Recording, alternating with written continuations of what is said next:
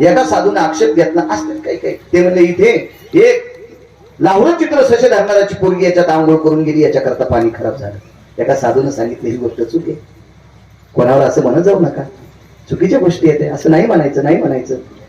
तुमचं सरोवर शुद्ध करण्यासाठी शबरी इथं आणणे गरजेचे आहे. आता शबरीच्या माग 4-4 फूट दाढ्यावाले पळू लागले की ज्याच्या जटा शिष्यानं धाडल्या, ज्याच्या नखाईच्या चुंगळी झाल्या, ते शबरीला पाहण्यासाठी पळत होते आणि शबरी यायला पाहून लपत होती. शबरी यांना पाहून लपत होती. तिला माहित होतं हे आपल्या विरोधातली माणसं आहे, माझ्यावर आरोप करते की तळ तुम्ही अशुद्ध तळ केलंस, त्याच्याकरता ती लपत होती.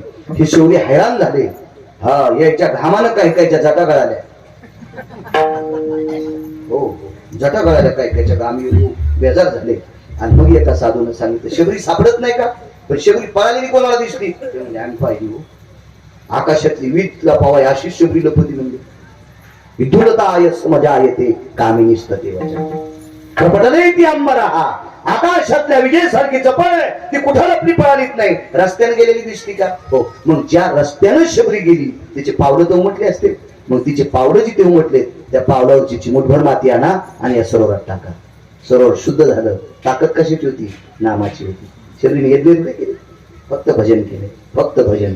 मग या नामस्मरणाच्या ताकदीनं ते शुद्ध होते. चोखोबा राहिली रामकृष्ण नामाच्या बळावर स्वर्गातलं आम्र शुद्ध केलं, अमरपुरीतलं इंद्राच्या ठिकाणचं आम्र शुद्ध केलं. इतकी मोठी ताकद आहे नामाची. म्हणून मालक म्हणतात देवा, ज्या सुखावर आरूढ असल्याच्या नंतर तुझं नाव येत नसेल त्या सुखाला आग लागो. माझं होतं का विपत्ती. अडचण आली तरी हरकत नाही, अडचण आली तरी हरकत नाही. हिरण्यकश्यपूचा मुलगा कोण?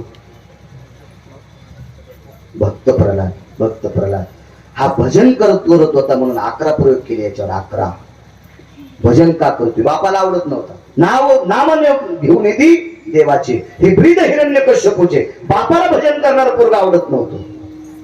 त्याला संपवण्यासाठी कड्यावून टाकले, त्याला संपवण्यासाठी हत्तीला दारू पाजून त्याच्या खाली तुडवले, त्याला संपवण्यासाठी उकळत्या तेलात टाकले, त्याला संपवण्यासाठी वाटेल ते प्रयत्न केले. 10. त्याच्यानंतर बाप दमल्यावर त्याची बहीण चालू झाली, ती उतवाली. त्या बहिणीचं नाव होतं शिवमिका. त्या बहिणीचं नाव होतं शिवमिका. आणि तिनं दादाला सांगितलं दादा खराब कस काय झाला? काय नाही म्हणले, पोट्ट मनासारखं वागत नाही, त्याच्या घोरानच खराब झालो. ती म्हणली बुटा हरकून येते का? नाही म्हणलं, बुटा हरकून येत नाही, पेत नाही, काय नाही, गुटखा नाही, तंबाखू नाही, पते नाही, काय नाही, काय नाही, भजन करते. किती बाप भंगिरी आहे. असं पोरग ज्याला पटत नाही तो बाप किती नारायक, विचार करा ना. काय नाही म्हणले, पोरग फक्त भजन करते. आणि तरी तुला आवडत नाही, मला आवडत नाही. मग भावाला आवडत नाही ना, मला बी आवडत नाही. बहीण बी अशीच होती ना, पाय बांधून पैठणच्या तव्यात टाकायच्या कामी. माशा तरी सुधारल्या असते एकदा खाल्ल्या. मग ती बहीण याची, पण प्रल्हादाची कोण होती? आत्या होती, आत्या. मग आत्या म्हणली, बहीण म्हणली भावाला दादा मी त्याला मारिते. ते म्हणला मोठे मोठे गेले गाव वाहत आणि जिजूंना घुसले गावात. 10 प्रयोग केले. म्हणला ते मेलं तू मारते रे म्हणे. मी मारते मज होतं का विपत्ती. अग्नीत हात घातल्याबरोबर हातात विस्तू घेतले. दादा म्हणला अरे ताई पोळण म्हणल्याबरोबर तिने पदरात विस्तू बांधला. जळत म्हणजे मी जळत नाही रे, अग्नी माझ्यावर प्रसन्न नाही, याच्यामुळे तो पोट्ट मारिते. तो दिवस होता पौर्णिमेचा, ज्याला हुताशनी पौर्णिमा म्हणतात. मज होतं का विपत्ती इतकंच पुरे, एवढंच. मग जे विठ्ठल घेऊन येत सूचना दिली महाराजांनी, मग मागच्यानी उठायचं नाही. उद्या काल्याची पंगत आहे, काल्याचे कीर्तन आहे, आपल्या सत्ताची परिसांगत आहे आणि महत्वाचा दिवस असतो उद्याचा. त्याचे काही नियोजन असतात. 2 मिनिटं काय होतं माहितीये का? कुकरच्या सगळ्या शिट्या होस तर गपचीप बसतो. हो, सगळ्या शिट्या होस तर गपचीप बसतो. आणि वाहड्यावर मग खातो, आणि जीप जळाल्यावर मग तो कतो. असं नाही ना, जरा निवू दिलं पाहिजे, दम काढली पाहिजे, आहे का नाही? शिट्या झाल्या बी जरासं थांबलं पाहिजे, म्हणजे गार होत असतो भात. हातानं इतका गरम इस्तू खाता काय, थोडीशी दम धरली पाहिजे, परमार्थ आहे. अजून सांगू का, आता कॅमेरे पुढे आहेत मग कधी कधी घ्यावं लागते. इथं काय वाटत नाही, पण दुसरे ऐकणारे कोणा म्हणतात ना बाळू महाराज कुठं हात घालतो, मोठा आवड. तुमच्या घरी बाथरूम असेल ना, तुम्ही त्याच्यात किती वेळ बसता? तुम्हाला एकूण एकाची शपथ आहे.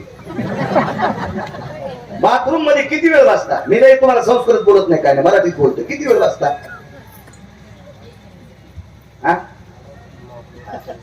पोट मोकळं होत करत बसताना मला सांगा बरं, कोण माणूस आहे पोट मोकळं झाल्या मधातच बसला टाळ्यावाजी? बसता का तुम्ही? नाहीत बसत. मग बाथरूम चांगली आहे का? तुमचं पोट मोकळं झाल्याशिवाय बाथरूम मधून बाहेर निघत नाही. कीर्तन इतकं घाण आहे का आधीच उठायला? कीर्तन किती निर्मळ आहे. मग निर्मळ जागेवर बसायला कंटाळा येतो. कीर्तन सांग, कीर्तन सांग. अहो आम्हाला नका मानू, त्या जागेला माना. कोण म्हणते तुम्हाला आम्हाला माना? आम्हाला मानायचं का फोकायचं पंढरपुरातला तरी? पण तुम्ही या जागेला माना. हे ज्ञानभुवन आहे, यज्ञ भुवन आहे, हे अन्नपूर्णेचं अधिष्ठान आहे.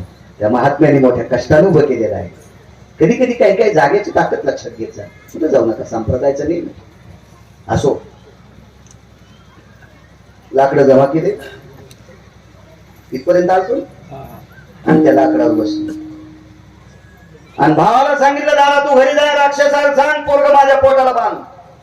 तर खालून म्हणला, आत्या कोणाला बेजार करूच नको, मीच येतो तुझ्या मांडीवर. कसं होतं ते आपल्या पोरासारखं होतं का? आम्ही बैठकीत बसलो आणि एक बाई म्हणली, महाराज कायच मग नातू आहे बाई, बाई मग नातू महाराज, तुम्हाला काय सांगायचं, काय मग नातू बाई, बाई कायच नातू बाई. कोर कोर काय सांगायचं महाराज, मग नातू बाई. बाई हो ना कलेक्टर होईल. आणि मग तिच्या घरचा चहा प्यायला म्हणलं, मग बुट कुठे? ते पोरग म्हणलं, काय मी दोरी बांधून पाणी शेंदायचं. आणि तिचा नातू रामनाथलं पाणी माझ्या बुटाने शेंदू लागला. म्हणलं बाई कायच नातू खास आहे, याला जर आमदार केलं तर काय काय शेंदी. असं पोरग असेल का ते? पोरग भक्त प्रल्हाद आहे. परा पश्यंती मध्यमा आणि वैखरी चारही वाणीचं ज्याच्या जिभेवर प्रभुत्व, त्याचं नाव प्रल्हाद. त्याचं नाव प्रल्हाद. बाहेर काही व्याख्यात आपल्याला वेळ मग काय. मी जेतो आत्या, तरी आत्यानं सांगितलं, दादा सेवकाला सांगून बांधा. ते म्हणला, बांधूच नको, मी तुला आवडून धरतो.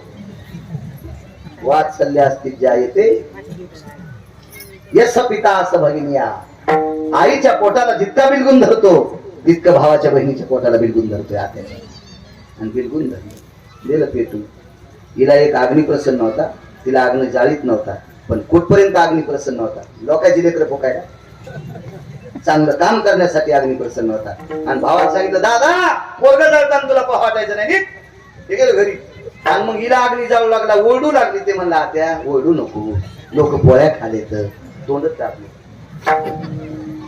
इतकं दाबलं आत्याचं राखुंड होस्तर उघडं नाही केलं. सकाळी बाप आला, प्रल्हाद आत्या पहिल्या गाडीनेच गेल्या.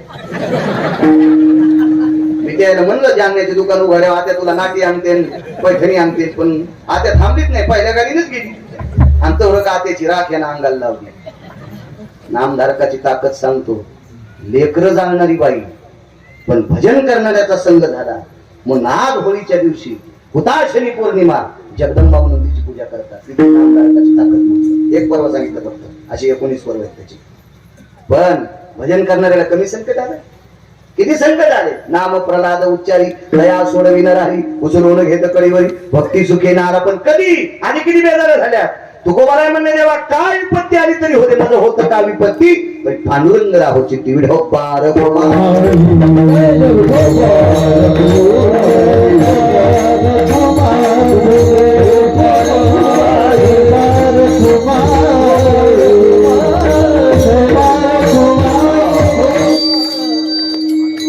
कृपया कोणी उठू नका, आम्ही चाल सुद्धा घेणार नाही. येणाऱ्या 25 तारखेला, येणाऱ्या 25 तारखेला बदनापूरला रात्री 9 ते 11 कीर्तन देवाचं आहे, पण सांगायला गिरगावचा बाळू आहे. कीर्तन देवाचं पण सांगायला मी आहे. येणाऱ्या 25 तारखेला बदनापूरला विद्यमान आमदारांचा सत्ता आहे, मला वाटतं त्या सत्यात कीर्तन आहे. पत्रिका मला दाखव. राज्य कमवणारा गाडीभर सरपणा जळून गेलाय. माझी या डोळ्याने पाहिली दीपवाळी, आता पेटवा होळी माये बापा शेवटची होळी. मी तुझ्या बाबाची पाहिली, अरे हळ लाकडासारखी जळाली, अंगावर चिरोम गवतासारखी जळाली. याच गोपुरातून नशान दिसते रे, आणि याच गोपुरातून तुझ्या बाबाच्या शरीराला लागलेला अग्नी मी माझ्या डोळ्यांनी पाहिला. बघ डोळ्यात बघ, हे डोळे साक्षीला आहेत रे, तुझ्या आईचे डोळे आहेत रे राजा, बाळा तुझ्या आईचे डोळे आहेत. तू जर यमाला सांगशील, देवाला सांगशील मी ऐश्वर्य भोगलं, यम तुला मारल बरं बाळा, यम तुला मारल. यमाला दया नाही, नाही त्या यमाशी करुणा. मारी ती झोडी ती तोडी ती विष्णू. यमाला दया माया नसते रे बाळा. तो म्हणणार नाही हा राजा होता, तो म्हणणार नाही हा भिकारी होता, तो म्हणणार नाही हा कीर्तनकार होता, तो म्हणणार नाही हा मृदंगाचार्य होता, तो म्हणणार नाही हा भजन्या होता. चुका केल्यावर ते हंतूच यम येणार नाही, येणार नाही, येणार नाही. मग तुला आताची आता आपुली आपण करा सोडून तुला काहीतरी तुझं हित करावं लागेल. उपदेश मान्य झाला, उपदेश मान्य झाला. 19 लोकायला 20 मिनिटाच्या आत उपदेश पावला. 20 मिनिटाच्या आत नारदाने वाल्याला केलेला उपदेश, नारदाने वाल्याला केलेला उपदेश 13 मिनिटाचा होता. मी सांगत नाही, पुराण सांगते. रामायणात बघायचं नाही, दुसरं पुराण पाहायचं. रामायण पाहिलं पुन्हा माणसं म्हणते बाळा कशातलं सांगतो, उसातलं तू वाची जाईन सुमळ्या, कशात काड्या करतो. तुम्हाला एक सांगू का, दुसऱ्याचे धुणे धुणाऱ्या माणसाला कालांतरानं बायकोच्या साड्या धुवाची वेळ येत असते. म्हणून अभ्यास करण्यापेक्षा दुसऱ्याचे कपल्या काढायचं काम नाही केलं पाहिजे. आपल्याला काय करायचं, एखाद्याचा स्वर कमी असेल तर तुमचं त्याच्यासाठी जन्म आहे का? तितका वेळ तिथं घालून तुम्ही रक्त गरम करण्यापेक्षा त्याला डोक्यातून काढून टाका आणि 2 अभंग अजून पाठ करा. कीर्तनकार तुमची पाठ थांबतील. काय गरज आपल्याला एकदम फुकट उपादेव करून दुसऱ्याची काय गरज नसते, काय गरज नसते, काही संबंध नाही त्याच्यावर.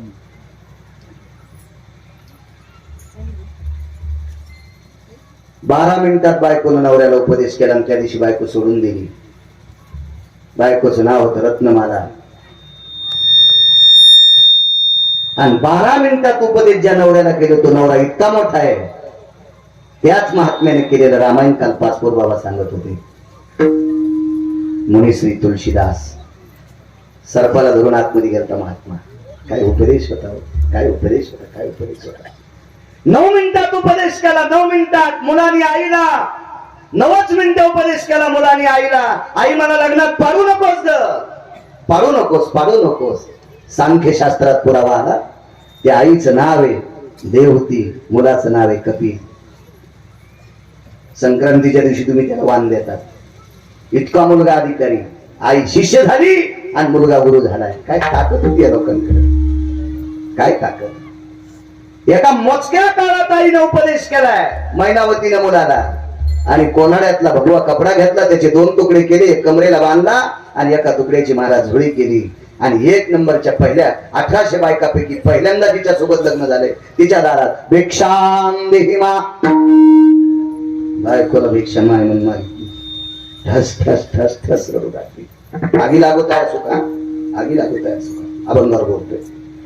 ठस ठस रडू लागली. मालक माय पाय धरतो तुझे, आजपासून तुझा माझा मालकपणाचा संबंध सुटलाय.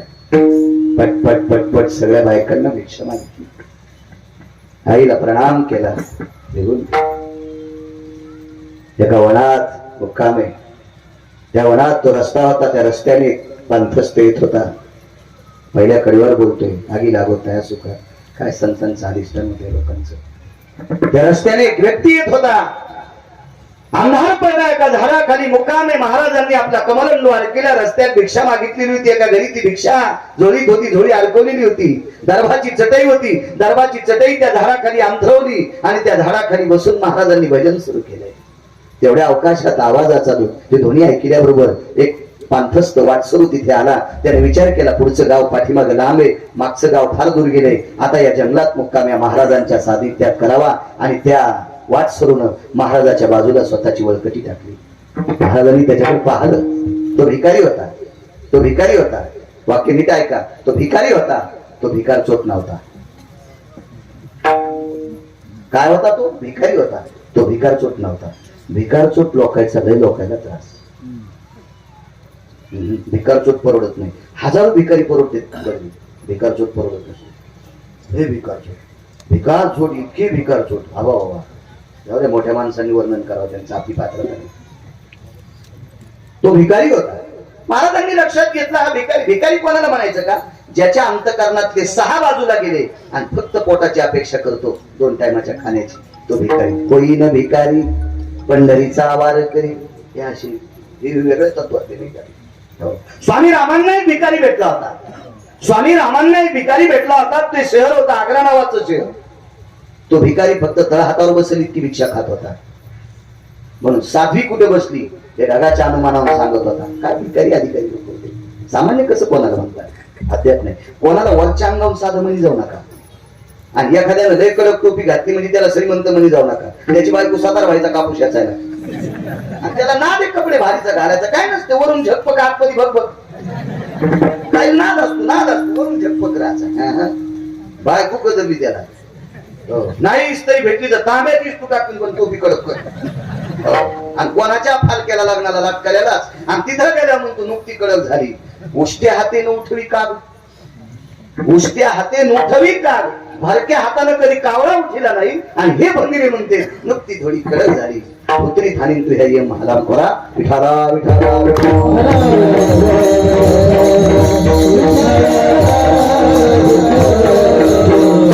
निष्पाप करण्याचा भिकारी कळेल तुम्हाला. तो भिकारी कळेल. महाराजांनी भजन सुरू केल्याच्या नंतर भिकारी भजन म्हणत होता. भजन आटपल्याच्या नंतर भिकाऱ्याकडे भिक्षा नव्हती, महाराजाकडे भिक्षा होती. महाराजांनी कमलंडू खाली घेतला. कमलंडूत पाणी होतं आणि झोळी खाली घेतल्यावर झोळी अशी पसरवली. 1-2 भाकरी होत्या. आवाज दिला. दादा बाबा काका काय म्हणले असतील. अरे बाळा जेवतोस. ओठावून जीभ फिरवत होता. शुद्धीने व्याकुळ झालेला होता. महाराजांनी स्वतःच्या झोळीतली एक भाकरी आणि भाजी देऊन टाकली. भिकारी तृप्त झाला. महाराजांनी भजन अगोदरच केलं. अंग टाकलं आपल्या दरबारच्या चटईवर. भिकाऱ्याच्या लक्षात आलं अशा भयावह जंगलामध्ये ज्या साधूने आपल्याला भिक्षा दिली, ज्या आपल्या जेवणाची तृप्तता झाली, त्या साधूच्या उपकारातून कसं उत्तीर्ण व्हावा म्हणून भिकाऱ्यानं साधूचे पाय दाबायला सुरुवात केली. लक्षात घ्या भिकारी किती गोड होता. किती गोड होता भिकारी. किती गोड होता. किती गोड होता. आपण कसे भिकारी आहेत माहितीये. एखाद्याच्या इरीवर लहट असावा, त्याच्या इरीवरलं पाणी काढून पाणी प्यावा आणि तहान भागल्याच्या नंतर लवटन दोरी इरीत टाकून द्यावा. कशी भिकारी आहेत आपण. देवाला पण कळणार नाही या भडव्याला कोणाला नरकात टाकावा. असले भिकारी आहेत आपण. असले भिकारी आहेत. वा वा वा वा काय भिकारी आहेत आपण. तपासलं पाहिजे आपल्यातला भिकारीपणा किती वाईट येतं. इतका जरी कळाला तरी बस झालं. विटेवरच्या मालकाला आवडेल आपण इतके जरी चांगुलपणात वाढलो तर. भिकाऱ्याने हातपाय दाबले. महाराजांनी सांगितलं नको रे नको. मनातली मनात म्हणले आणि या भोगासाठी तर संन्यासी झालोय. हे भोग मला बेजार करीत होते याच्याकरता संन्यासी झालोय. आंघोळीला 300 असतील, त्या आरती वारा घालायला किती बायका असतील, किती लालन पालन असेल त्याचं, किती वैभव असेल. आपल्याला एक एकच माणूस म्हणलं ते ऐकतो. संक्रांतीला 15,000ची साडी आणली पपेश बापानं. तर पपेची माय थोडी उचकाणी होती. आणि नाही भेटावर उचकाणी कोणाला भेटून गेली बाबा. देवा वैऱ्याला भेटून उचकाणी सगळे अवघड असते. मी नाही सांगत. कर्कशी संगती दुःख उदंड फजिती देऊतले मालक सांगतात. आणि 15,000ची साडी आणल्या पप्याच्या महिने किती खुश व्हावा. अशा दुष्काळात सोयाबीनचा उतार कमी आला. कशालाच उतार व्यवस्थित नाही ना. आणि हरभऱ्याला याचं तर त्याची चिपकल मागच्या गारानं पावसानं काही उरमलं काही जळालं काही आता. आणि मग ते घडमोड केली की सगळं पुराणच होत असतो. ते इतकं सोपं नाही ना. मग अशा काळात 15,000ची साडी आणल्या पपेज माईने किती खुश व्हावं. पण पपेज माय वासाबाईकडे गेली आणि वासाबाईला दाखवली. वासाबाई म्हणली बाई आमच्या पपेज बापाने मला 15,000ची साडी. वची अशीच होती. वची म्हणली माय कसं सुत कसं सतरंजीवानीच. पपेच्या माईचं तोंड जसं मांजरीने वर खांडले. आणि पुन्हा म्हणले बदरी तुला इतका कसं रे. संसारातल्या गप्पा आणल्या खसखस पीठ लावली. त्याला बैठकीत गुरुवर गेल्या.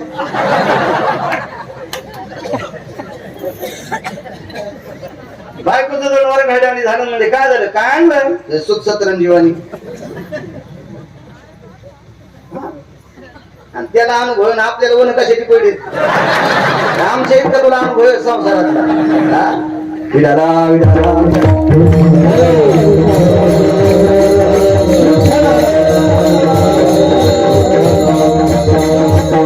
पुन्हा पप्याचा बाप दुकानावर 20,000ची साडी आणली नेसावं नाही पप्याच्या महिने कस्तुराबाई दाखली कस्तुराबाई म्हणजे ना सुत बरं आहे ग पण खरं कसा भाज्या वाज्यानीच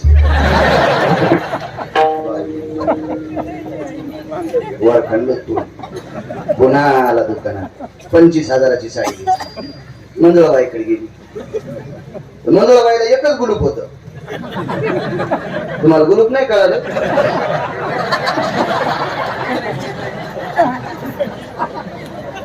एकच गुलूप मंजुळाबाई म्हणजे माय चांगलंय रंग चांगलाय आणि कुठे कशा गोचरावानी एकच बायको तरी बरं एकच एकच एकच घरी आला म्हणला तुझ्या पाया पडतो जशी घ्यायची तशी घे बस मोटरसायकलवर बसली रस्ता असाच होता आपल्या आश्रमावर आलो तासात हो जोरात जालन्याला गाडी नेली आणि तिथं दुकानापाशी गाडी लावली म्हणला केवढ्याला घ्यायची तर घे ऑटो रिक्षावाला म्हणला कोणाला बोलायला पप्याच्या माईला ती मागच्याच बाकात पडली माघाल्याच बाकात पडली ती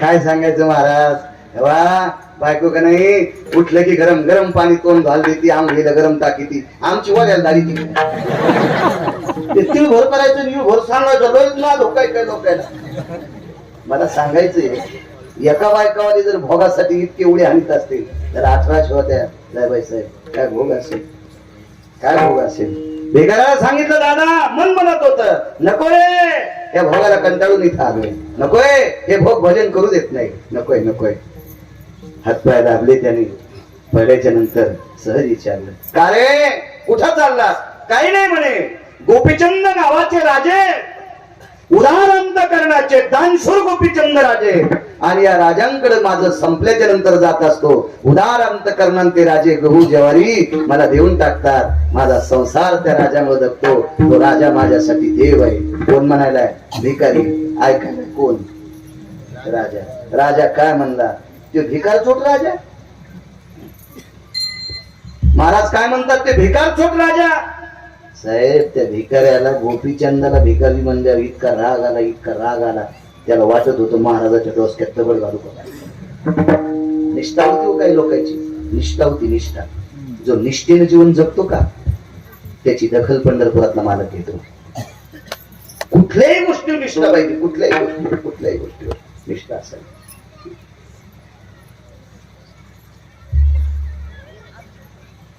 मागे एकदा आपण साहेबांचे काका जात राहिले त्यावर घेतो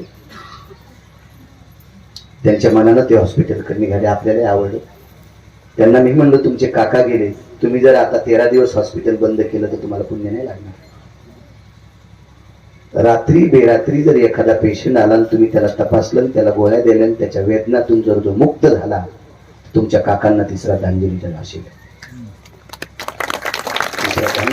मिठीवरच्या मालकाची वारी केल्याचं पुण्य प्राप्त होईल ज्या त्या क्षेत्रात ज्या त्या माणसाला निष्ठा ठेवली पाहिजे आपल्या परमार्थातल्या लोकांनी मृदंगाचार्यांनी गायकांनी गायक चुकून शब्द केला वारकऱ्यांनी आणि कीर्तनकारांनी भागवतकारांनी रामायणकारांनी निष्ठा ठेवली पाहिजे निष्ठा कोण येते ज्याचं त्याचं मन तपासील पण निदान व्यसन केलं नाही पाहिजे गुटखा नाही खाल्ला पाहिजे तंबाखू खाल्ली नाही पाहिजे सिगरेट ओढली नाही पाहिजे निदान इतकं तरी सांभाळलं पाहिजे याचं कारण सांगू का लोक आमच्या पाया पडतात आमच्या आम्ही कोण्या जातीचे विचारित नाहीत आमच्याकडे श्रीमंती किती विचारित नाहीत अभ्यास किती विचारित नाही फक्त ज्ञानोबा तुकोबरायचा पाय गळ्यात तुळशीची माळ याच्या करता पाया पडते एरवी तरी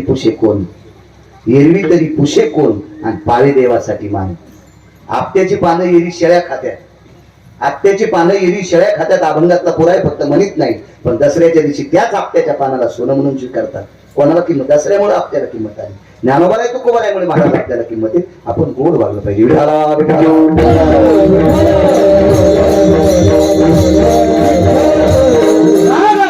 आणि पाया दाबणारा भिकारी महाराजाच्या विरोधात केला भिकाऱ्याने स्वतःची वळकट उचलली दुसऱ्या झाडाखाली टाकली महाराजच होते त्याने त्याची वळकट उचलली त्याच्याजवळ 1-2 बऱ्या झालं भिकारी म्हणला महाराज मी मारीन बरं तुम्हाला मी तुम्हाला मारीन. आतापर्यंत महाराज समजित होतो, भाकर दिली, हातपाय दाबले, पण तुम्ही, मी ज्या राजाला म्हणतो त्या राजाला तुम्ही नाव ठेवता. मला तुम्ही आवडत नाही, तुम्ही महाराज असो चुलीत गेली, काय गरज नाही मला तुमची, काही गरज नाही.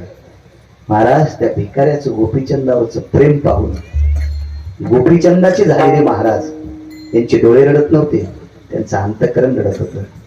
आणि महाराजांनी विचारलं, बाळा बाळा गेला म्हणून नका म्हणजे, मी आता लोक वारखंडे घालले ना, आता लोणी लावायला का आम्हाला, अद्याप नाही म्हणले, बोलायचंच नाही. ऐक म्हणले, ज्या राजाला मी भिकारी म्हणलो आणि ज्याला तू राजा म्हणतोस तो भिकारी मी. शेकोटी पेटवली, शेकोटी पेटवली. शेकोटीच्या प्रकाशामध्ये गोपीचंद महाराजांचा चेहरा पाहिला. भिकाऱ्याचं अंतःकरण रडत होतं. महाराज तुम्ही सार्वभौम राजे होते, तुम्ही सार्वभौम राजे होते. तुमचं राज्य कोण हरण केलंय? आपल्या 1200 पत्न्यांची काय अवस्था आहे? राजे आपला मुक्तचंद नावाचा मुलगा काय करतोय? राजे तुमच्या मातोश्री मैनावती काय करतात? राजाने स्वतःच्या कमरेच्या लंगोटीच्या कोपऱ्याने त्याचे डोळे पुसले, सांगितलं, दादा माझ्या पत्न्या जशाला तशा होत्या आता आहेत. माझी आई आहे, मुलगा आहे, पण मी त्यांच्यात नाही. तुमची ही अवस्था कोणी केली? मीच केली. देवासाठी घेऊन जोग आणि अवघा भोग त्याची याला. मी देवासाठी जोग झालोय, गोसाई झालोय, देवासाठी अवघा भोग त्याची याला.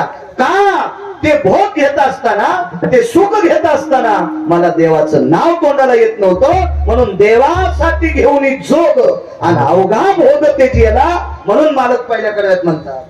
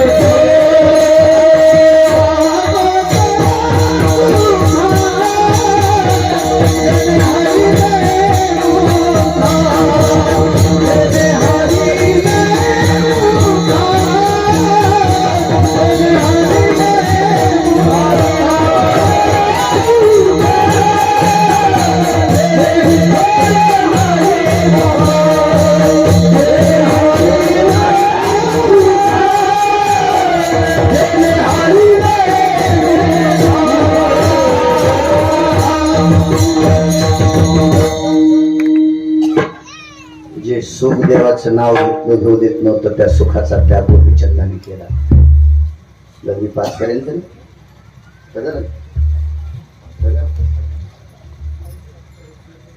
हा, मग मी त्याच्यामुळेच म्हणालो लवकर घ्या, तर कशाला पुढे पुढे वाढवा म्हणायला. मी तर आता इथली करतो या जगात तोंडात हाणली होती 5 पाऊन म्हणायला. विठाला विठाला मला वाढ व्हायला 2-3 महिन्यात एक कीर्तन आहे काय मला. वा, आता मला आनंद वाटला. पुढचं सापडतंय ना आपलं. तसं मी करीत नाही. दोन्ही पेवावरी ठेवू जाता हात आणि होय अपघात तसं 2-2 पेवर हातच नाही. बदला अंतर गोसलीच का आपलं घ्यायचं, आगावपणा कशाला करायचं, एकच मंडळी आहे ना. गोपीचंदा इतके असल्या म्हणून ताण घ्यायचं त्याने आपल्याला तेवढ्या नाही. आगी लागत आहे सुख.